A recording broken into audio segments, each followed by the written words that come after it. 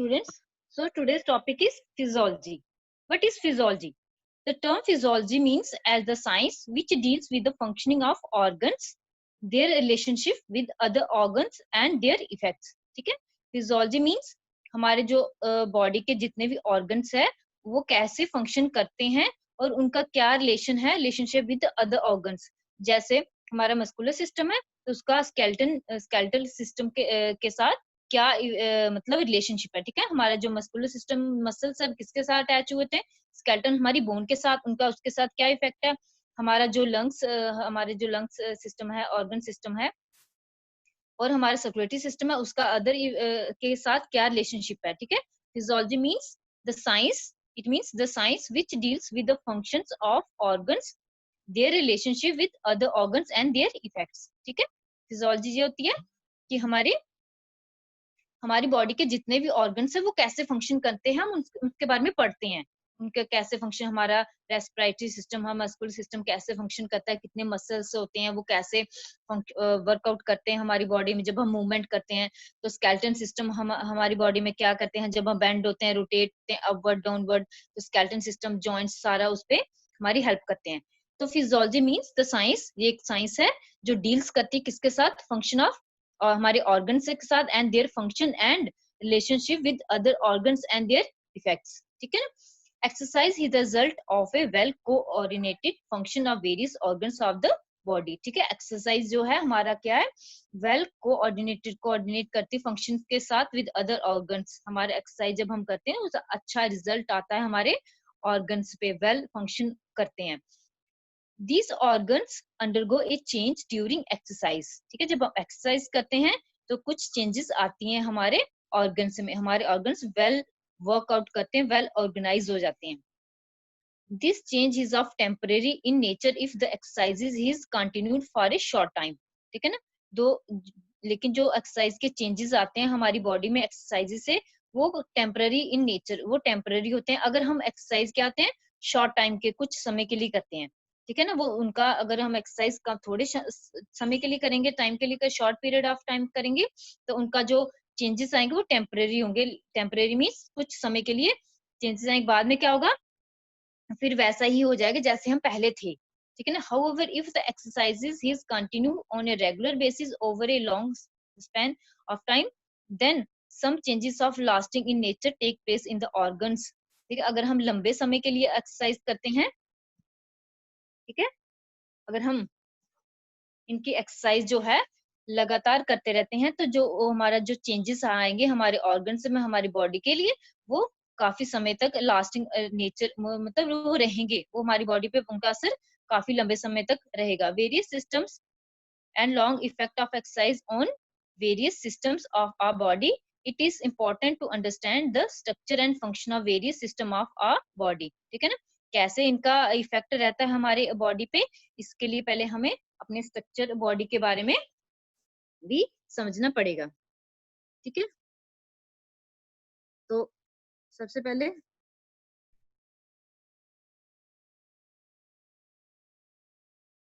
हमारा skeletal system, जैसे bones हमारे बॉडी के कैसे बने होते हैं.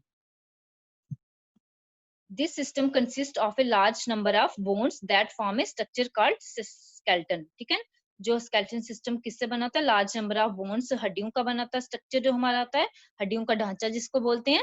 The skeleton serves the purpose of a strong framework. हमारा जो skeleton है वो हमारी बॉडी पे क्या फ्रेम का काम करता है for the attachment of various muscles our body and also serve as a source of protection of important organ of our body. तो skeleton है हमारा वो क्या important muscles, various attachment of various muscles के साथ attach हुआ होता है, and our body also serve as source of protection of important organ. और प्रोटेक्ट करता है हमारे important organs, जितने भी हमारे organ है उनको प्रोटेक्ट करता है. अगर skeleton system में organ को हम कहाँ प्लेस करते अपनी बॉडी में, ठीक है ना, हम नहीं, मतलब जिसने भी हमारी बॉडी को बनाया है तो हम उन ऑर्गन को प्रोटेक्ट करता है. जैसे ब्रेन हो गया, हेड में ब्रेन, हार्ट हो गया, हमारा लंग्स हो गए, livers and kidney extra. It gives shape to the body, हमारी बॉडी को एक प्रॉपर शेप भी देता है. It provides us a proper shape to our body, जो हमारा स्केलेटन हड्डियों का ढांचा. It's bones serves as a lever in in doing work and the bone marrow found inside the bones. ठीक है, bones में क्या पाया जाता है? bone marrow पाया जाता है. Manufacturing some of the cells of the blood, जिसमें हमारे वो क्या हेल्प करता है? Manufacturing some of cells of the blood, हमारे ब्लड में जो सेल्स है उसको मैन्युफैक्चर में हेल्प करता है. ठीक है, अब है बोन्स. बोन्स कौन कौन सी है हमारी? स्कल बोन्स हमारी जो हेड में होती है. बैक बोन्स, रिब्स हो गए हमारे, शोल्डर ग्रिड बोन्स हो गए, bones are upper limbs, pelvic bones हो, बोन्स ऑफ लोअर लिम्स. ठीक है ना, जैसे रिब्स हो गए, और हमारे स्कूल बोन्स, वर्टेब्रा बोन्स हो गए, बैक बोन हो गए, पेल्विक्स हो गए, फेमूरा एक जो हमारी थाई बोन्स होती हैं, पटेला जो हमारी इस पे नीज पे होती है, फेबुला बोन्स होगी, कार्पल्स, कार्पल्स आगे, उसके आगे होते एक रेडियस बोन हमारे जो आर्म्स में होती है, और ह्यूमरस बोन्स होती हैं. Ribs and there is also ribs in our body. This is the bone structure. ये सारे बोन्स के नाम थे. Next, the bones are connected together from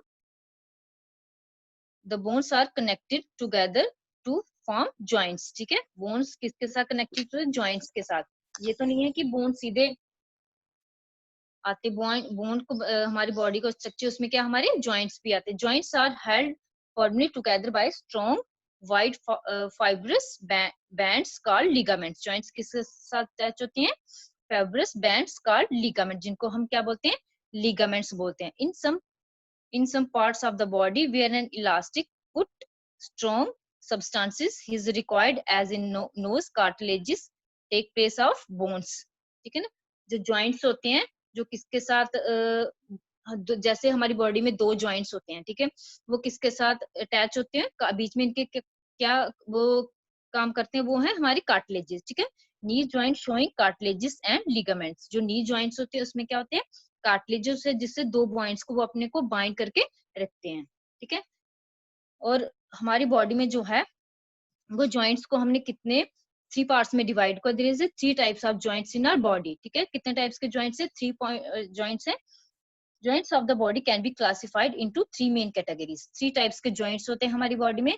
First one is the immovable joints, as in the skull. ठीक है, immovable joints होते हैं जो move नहीं कर सकते, बिल्कुल भी नहीं move करते. जैसे skull हमारे head पे होते हैं, हमारे brain जो होता है, हमारे head जो होता है वो कभी भी move नहीं कर सकता. वो कहता है immovable joints है.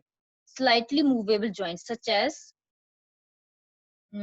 Vertebra joints. ठीक है, जो थोड़े move कर सकते हैं. ठीक है, वो हो गए हमारी वर्टेब्रा जॉइंट्स हैं. Freely movable joints such as hips joints. ठीक है, हिप्स जो है हमारी वो क्या रोटेट मतलब हो जाती हैं, हम मतलब काफी हद तक पीछे रोटेट करते हैं, जो फ्रीली मूवेबल जॉइंट्स होते हैं. This is the 3 types of joints: immovable joints, slightly movable joints and freely movable joints. ठीक है, the joints enable us to perform movements. ये जो जॉइंट्स है हमारी हेल्प करते हैं किसके लिए? Different types of movements. ठीक है, डिफरेंट टाइप्स ऑफ मूवमेंट्स. जैसे हो गया rotation. Excuse me, ma'am. Yes Ma'am, some girls are not able to join. Okay, I look. Ma'am, they are requesting you to invite them. फिर से कैसे invite करूं मैं इनको? कैसे जो इनको फिर से भेजना पड़ेगा ना मुझे? Join from the group. Group में से ज्वाइन Yes, करो. ma'am. Yes, ma'am. ग्रुप में से ज्वाइन करो. ऐसे करो उनको.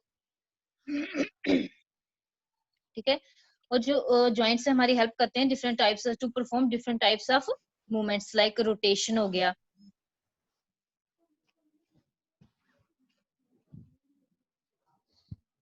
रोटेशन,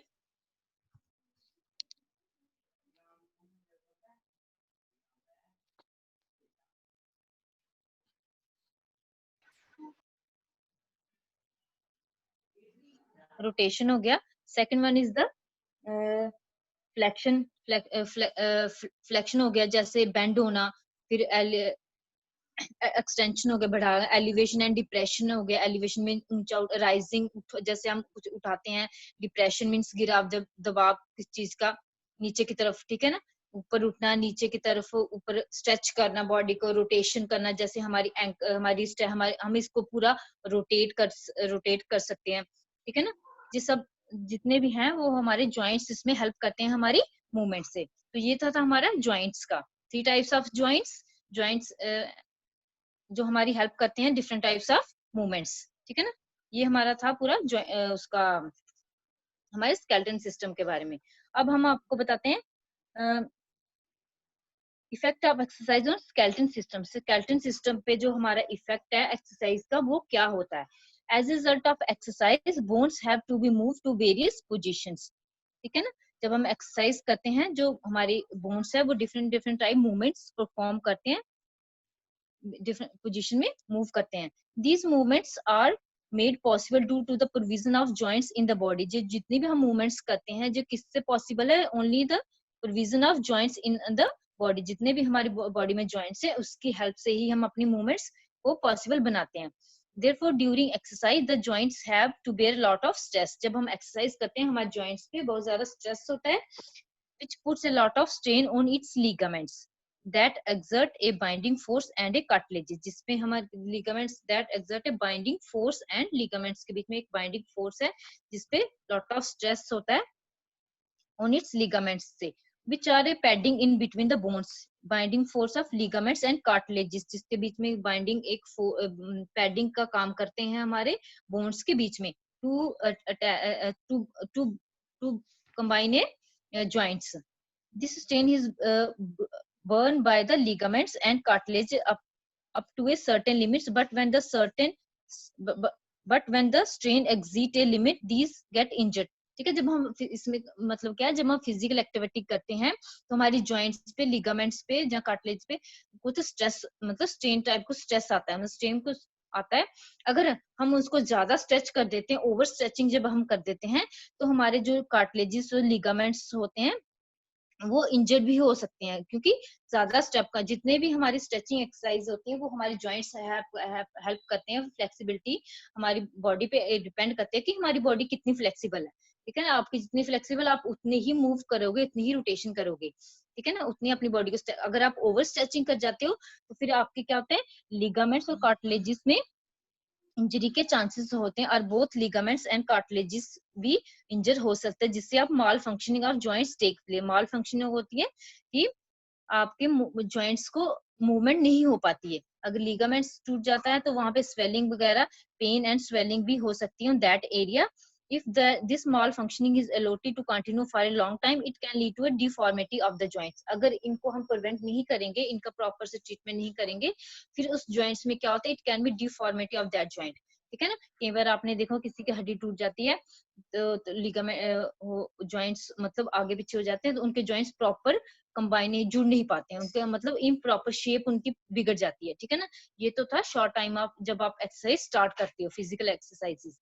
ठीक है, जब आप स्टार्ट करते हो तो क्या होता है, लिगामेंट से जब एक्सर्ट ज्यादा एक्सीड कर देते हो तो लिगामेंट्स में इंजरीज वगैरह चांसेस हो जाते हैं, उसमें स्वेलिंग और पेन भी हो सकती है। अगर आप इसको प्रिवेंट नहीं करोगे, इसकी ट्रीटमेंट नहीं करवाओगे तो may be some time for a longer time के लिए it can lead to deformities in the of the joints. Deformities भी जॉइंट्स में हो सकती है। ठीक है, अब है इफेक्ट्स ऑफ रेगुलर एक्सरसाइज। ठीक है, रेगुलर एक्सरसाइज का क्या इफेक्ट पड़ता है हमारे जॉइंट, हमारे स्केलेटन पे, हमारे जॉइंट्स पे। ठीक है, our bones become healthy and strong and can tolerate great strain। ठीक है, हमारे बोन्स क्या होती हैं, हेल्थी बनती है, स्ट्रॉन्ग बनती है रेगुलर एक्सरसाइज से, and can tolerate greater strain. Strain जैसे मैंने आपको पहले बताया कि जब हम फिजिकल एक्सरसाइज करते हैं तो हमारी हड्डियों पे, हमारे बोन्स पे, कार्टिलेज पे स्ट्रेन मतलब आता है, उस पर स्ट्रेस होता है। तो अगर आप रेगुलर एक्सरसाइज करोगे, लगातार एक्सरसाइज करोगे, तो फिर आपको टॉलरेट करने की उसमें आपकी क्षमता आ जाती है due to the strong healthy, क्योंकि आपके बोन्स स्ट्रॉन्ग और हेल्थी हो गए होते हैं, और chances of injuries, there is a less chances of injuries. तो एक इसका ये इफेक्ट है, our bones become healthy and strong and can tolerate greater strain. थोड़ा बहुत जो स्ट्रेन हमारी हड्डियों पे आता है उसको हम टॉलरेट कर लेते हैं, क्योंकि हमारी हड्डियां स्ट्रॉन्ग बन गई होती हैं।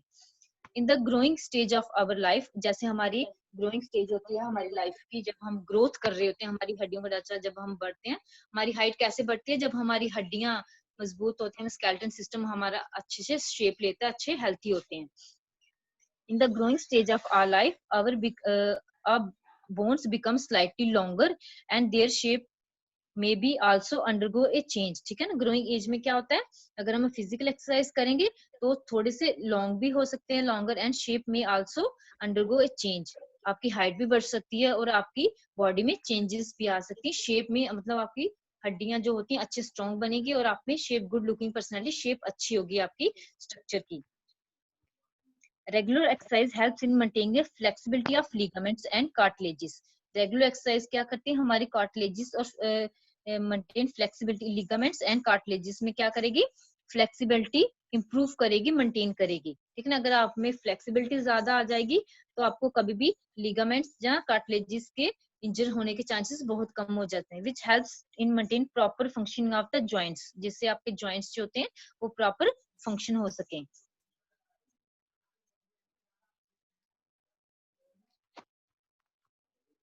Next one is a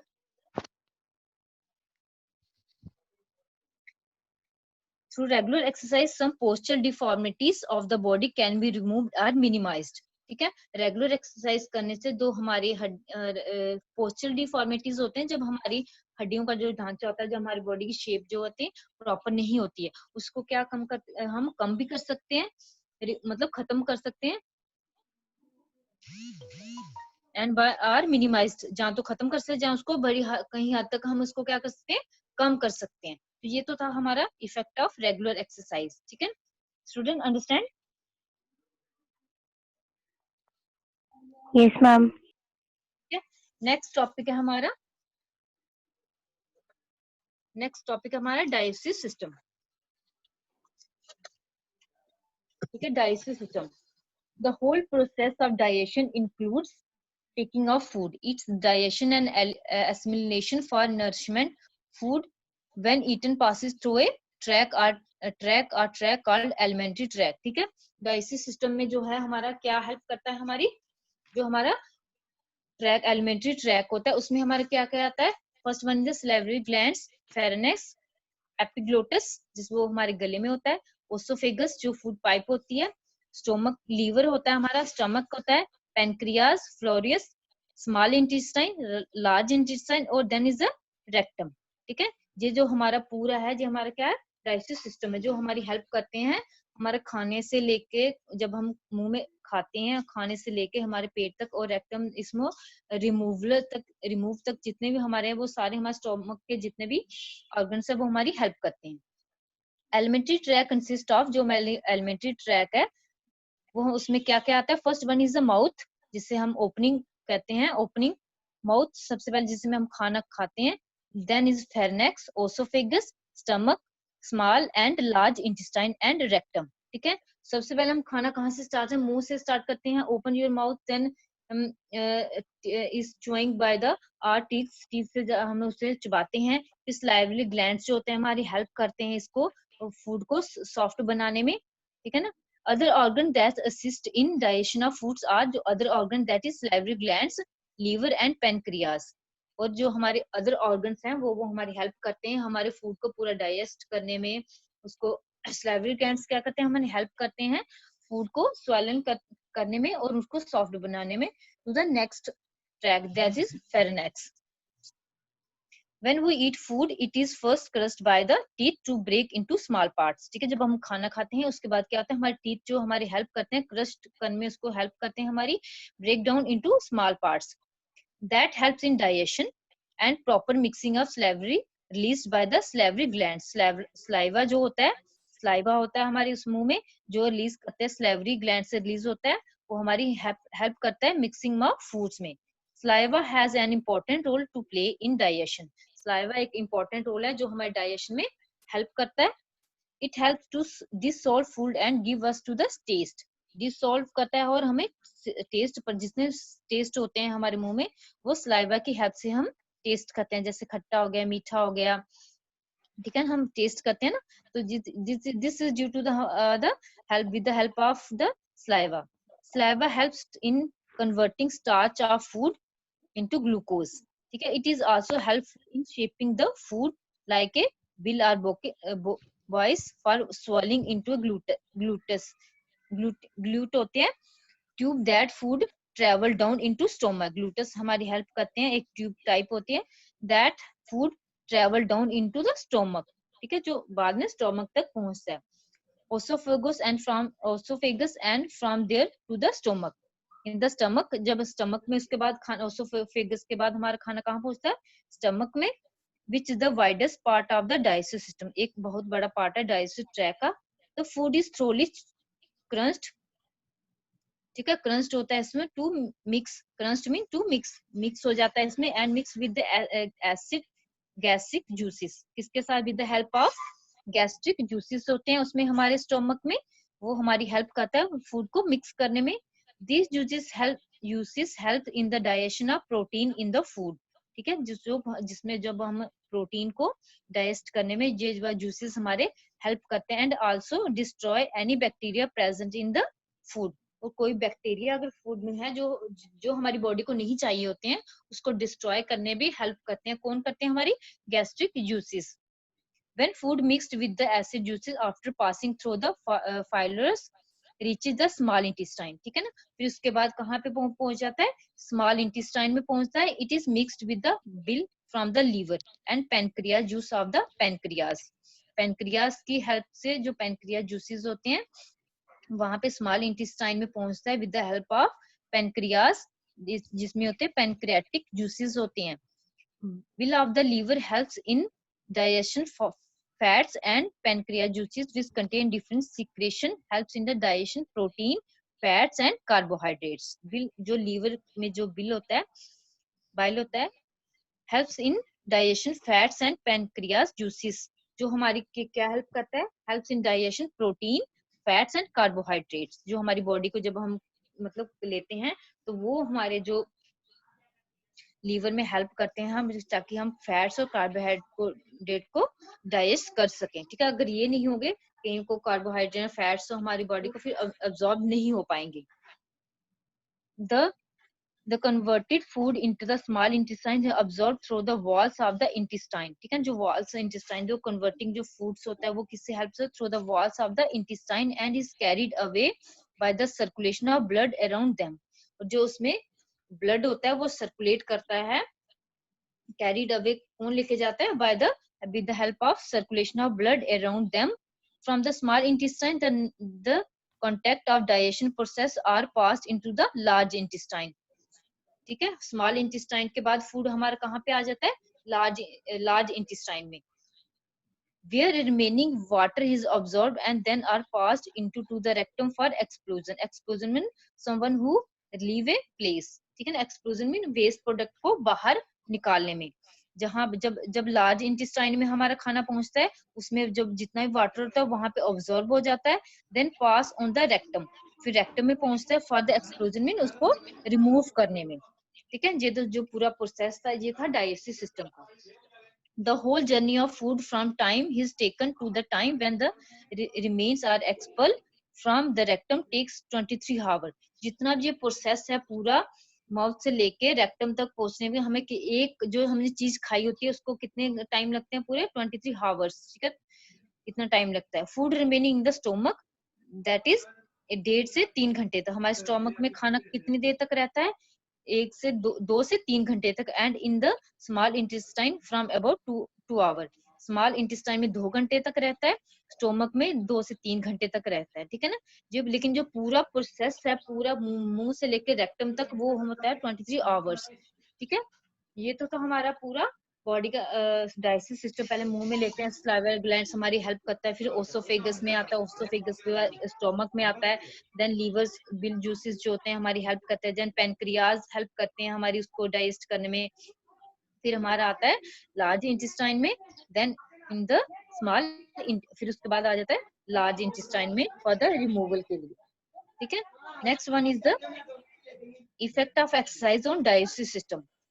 Process of digestion and elimination is slowed down during exercise because blood from the stomach and intestine region is diverted to the exercising muscles, ठीक है। जो जब हम फिजिकल एक्सरसाइज करते हैं उसमें डाइजेशन हमारा क्या होता है? स्लो हो जाता है बिकॉज ऑफ द जो उसमें ब्लड होते हैं from the stomach and intestine region में कन्वर्ट हो जाते हैं हमारे एक्सरसाइजिंग मसल में ड्यूरिंग स्टेनस एक्सरसाइज में।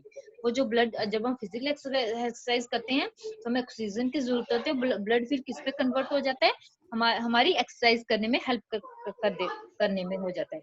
Because of the increase in need of more blood in that region after food intake, when we are not exercising, blood flow around the small intestine increase in order to help in absorption of food.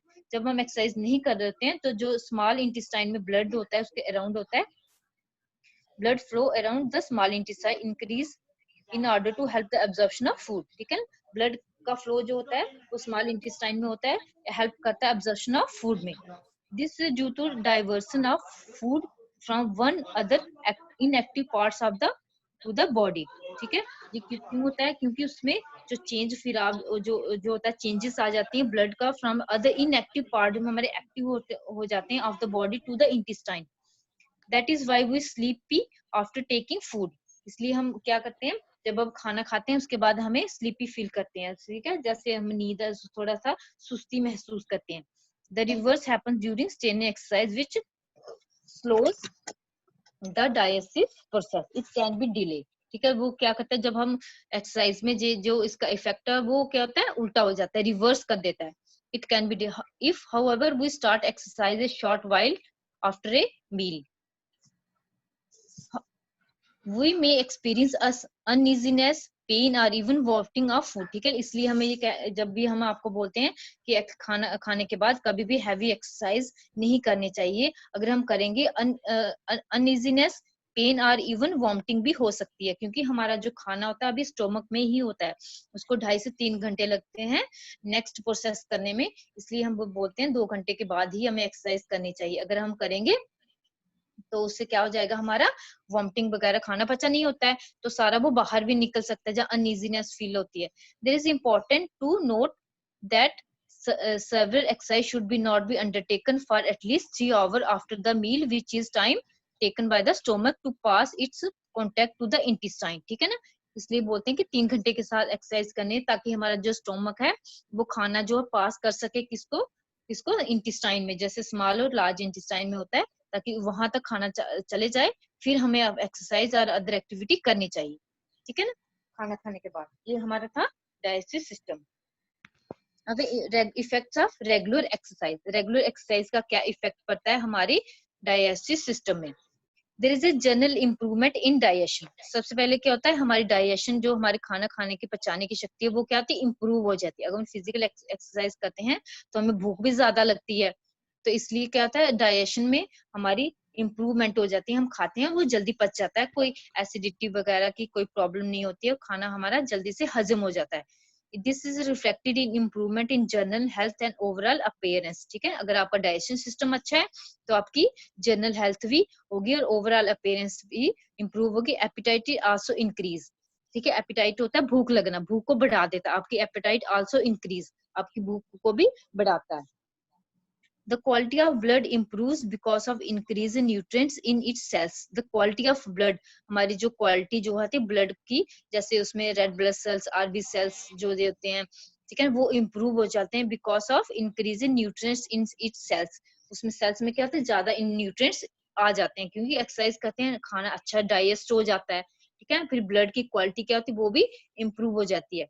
This is due to better availability and better assimilation of these in the digestion process। क्योंकि अच्छा digestive process में हमारी assimilation होता है, उसको खत्म करना, availability and better elimination of these in the digestive process। The nutrients serve as a store of extra energy in an individual। वो जो nutrients होते हैं हमारी बॉडी में स्टोर हो जाते हैं, जिससे हमें क्या एक्स्ट्रा एनर्जी भी मिलती रहती है।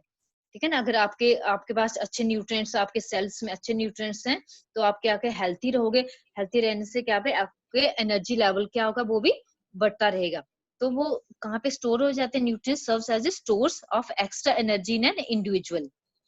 Regular exercise prevents the accumulation of decomposing food deposit in intestine. ठीक है ना, प्रिवेंट करता है हमारी एक्युमुलेशन, इकट्ठा होने से जो हमारी बॉडी में इंटेस्टाइन में, ताकि जो वेस्ट है, जो डिकम्पोजिट होती है हमारी फूड का, that leads to a gas formation. ठीक है ना, हेल्प प्रिवेंट करता है ताकि फूड जो है डिकम्पोज ना हो हमारी इंटेस्टाइन में, उसको प्रॉपर से वॉश आउट कर देता है।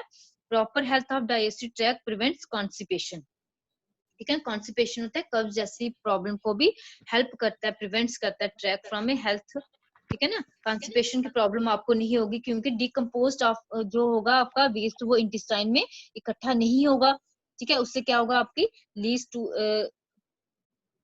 प्रिवेंट्स फ्रॉम कॉन्स्टिपेशन, ठीक है ना। जैसे हम अगर आपका पेट अच्छे से साफ नहीं होते, इंटेस्टाइन जो हमारी होती है लार्ज स्मॉल इंटेस्टाइन साफ नहीं होती, उससे हमारी प्रॉब्लम्स होती है, लीड्स टू गैस फॉर्मेशन, ठीक है ना। इससे हमारी हेल्प करता है, प्रिवेंट करता है हमारी और ट्रैक को साफ करता है, प्रिवेंट्स एंड कॉन्स्टिपेशन और कब्ज जैसी प्रॉब्लम्स को भी दूर करता है। नेक्स्ट है digestion organ of the body such as liver, pancreas and intestine remain healthy. जितने भी हमारे डाइजेस्टिव के ऑर्गन्स है उनको हेल्थी बनाता है and perform their function efficiently, ताकि वो अपने फंक्शन जो है, जो उनके फंक्शन, जो उनका काम है डाइजेशन को, फूड को डाइजेशन करना, उसको इफेक्टिवली परफॉर्म कर सके, ठीक है। डाइजेशन ऑर्गन्स, हमारे जितने भी डाइजेस्टिव के ऑर्गन्स हैं उनको हेल्थी बनाता है, जैसे लीवर हो गया, पैनक्रियाज हो गया, स्मॉल और लार्ज इंटेस्टाइन हो गए, उनको हेल्थी बनाते हैं and perform their function efficiently, ताकि वो अपना काम जो एफिशिएंटली पूरे प्रॉपर तरीके से कर सके, ठीक है। Understand students?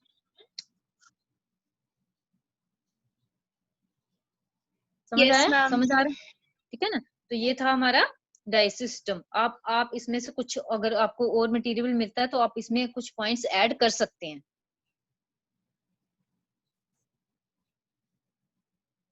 ठीक है। Okay, ma'am. Okay, any doubt students, any No, doubt? no, ma'am. Ma'am. Oh, ma'am. Okay.